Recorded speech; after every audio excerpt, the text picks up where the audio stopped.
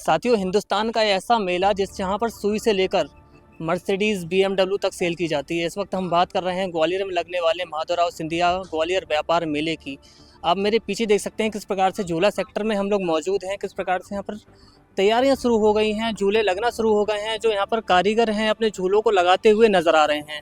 आपको बता दें, केवल झूला सेक्टर ही नहीं, ग्वालियर व्यापार मेले में लगने वाले अन्य सेक्टर की अगर हम बात करें, ऑटोमोबाइल सेक्टर हो या इलेक्ट्रॉनिक सेक्टर हो, तो वहाँ भी कहीं ना कहीं तैयारियां शुरू हो चुकी हैं।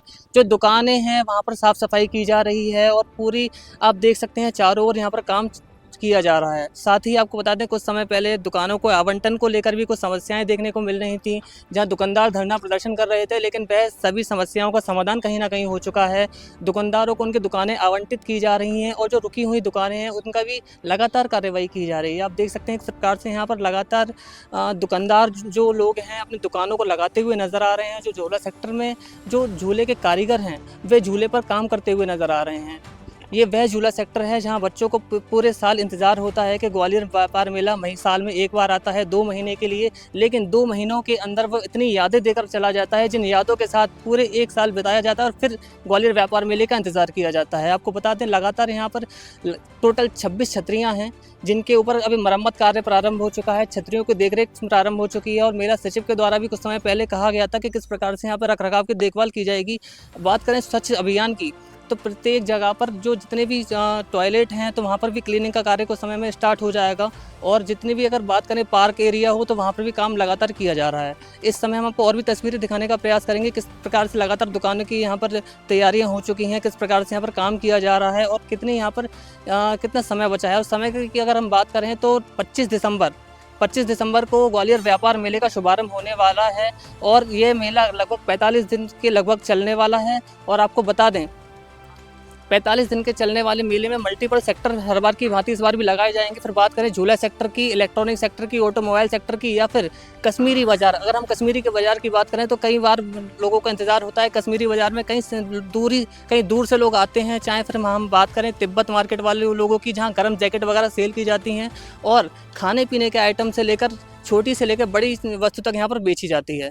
और भी हम आपको तस्वीरें दिखाने का प्रयास करेंगे ग्वालियर में किस प्रकार से यहाँ पर तैयारियां की जा रही हैं। इस वक्त झूला सेक्टर से आप सीधी तस्वीरें देख रहे हैं। यहाँ पर जो बड़े झूले हैं वो लगाए जा रहे हैं, एक नाव लग चुकी है और यहाँ पर ड्रैगन जो झूला है वो आ चुका है।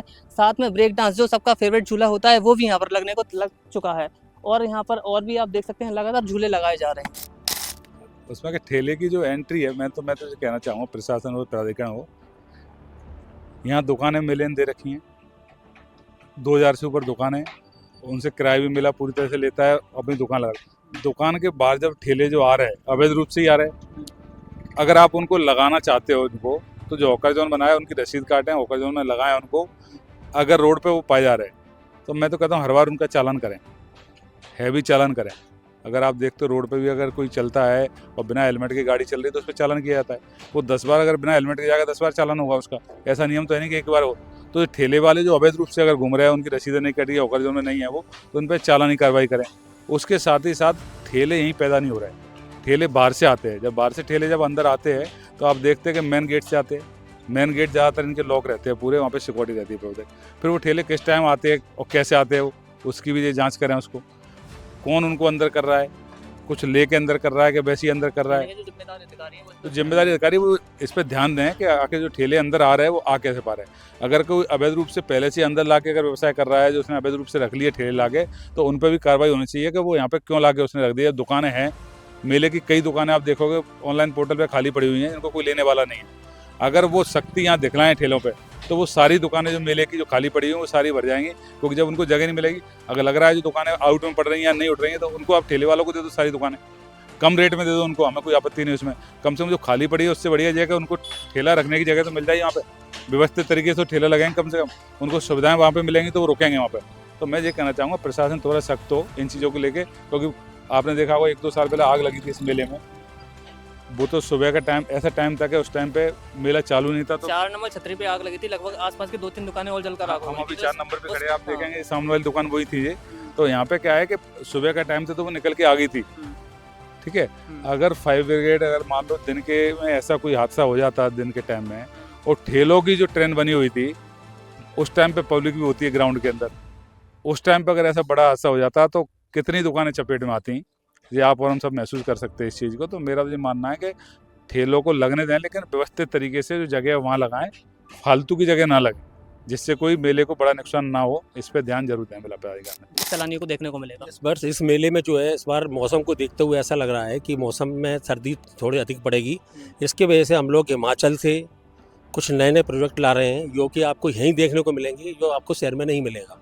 इस बार हम लोग रजाइयाँ भी जो है बिल्कुल अलग नई तरह की रजाइयाँ ला रहे हैं।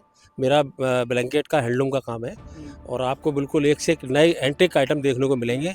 इसी तरह सभी लोग, जो जितनी भी कपड़ा सेक्टर की दुकानें, सभी लोग कुछ ना कुछ नया करके ला रहे हैं इस बार। और इस बार मेला जो है इस बार का बहुत ही शानदार और बहुत अच्छी तरीके से लगेगा, जैसा मेरा विश्वास है। कुछ बातें हैं मेले की जो मैं आपके चैनल से कहना चाहता हूँ, मेला प्राधिकार का मेरी सुने तो उसको ज़रा गौर करें। जैसा कि भैया ने आपको अधिकतर सारी बातें बताई दी हैं। जैसा कि हम लोगों की जो दुकानें लगती है, हम लोगों को उनका निर्देश मिलता है कि हम लोग 3 फुट के अंदर अपनी दुकानें लगाएं। हम लोग सब 3 फुट के अंदर ही लगाते हैं। और सबसे बड़ी हमारे को दिक्कत क्या आती है, ये ठेले वाली, भैया ने जो कहा ना ठेले वाली बात, अगर वो ठेले पे अंकुश लगा लेते हैं तो यह मेला एकदम इतना शानदार चलेगा और इतना बढ़िया मेला लगेगा, जिसकी अपन कल्पना नहीं कर सकते हैं। और दूसरी बात, जैसे भैया ने बताया पानी के लिए, यहाँ सैलानी पानी के लिए बहुत परेशान होते हैं। मेरा यही कहना है, जो छतरियाँ इनकी बड़ी खाली पड़ी रहती हैं, उन छतरियों में कुछ प्लांट लगाएं पानी के, जिससे आम सैलानी को पानी मिल सके, है ना। इसी तरीके एक बार पहले ऐसा गंगा टाइप में हो चुका है कि कुछ लोगों ने पहले लगाया था, अभी पिछले 4-5 सालों से नहीं लगाया है। और पिछले कई वर्षों से इस मेले में भी 4-5 वर्षों से मेले में समारंभ नहीं हो रहा है, मेले का ना समापन हो रहा है। तो मैं ये भी कहना चाहूँगा मेला प्राधिकरण को कि इस बार मेले का विधिवत उसका मेला की ओपनिंग करें और विधिवत मेले का समापन करें। यही मैं कुछ बातें हैं जो उनको बताना चाहता हूँ प्राधिकरण।